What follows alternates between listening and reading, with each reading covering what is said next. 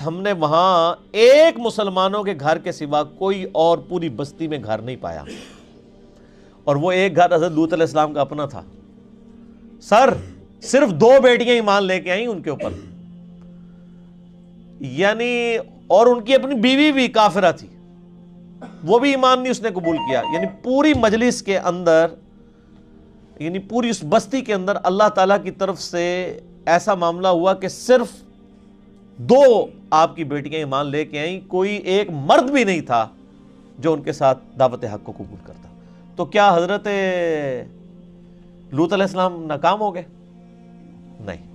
یہاں تو لوگ کرائٹیریا ہی کہتے ہیں تکو جی کتنے بندے لگے ہیں وہ نال، اللہ کے نزدیک یہ کرائٹیریا نہیں ہے۔ صحیح بخاری میں حدیث ہے قیامت دن کئی ایسے بھی انبیاء آئیں گے کہ ان کے ساتھ 4 امتی، کسی کے ساتھ 3، کسی کے ساتھ 2، کسی کے ساتھ 1، کسی کے ساتھ 1 بھی ایسا نہیں ہوگا جو ان پر ایمان لایا ہو۔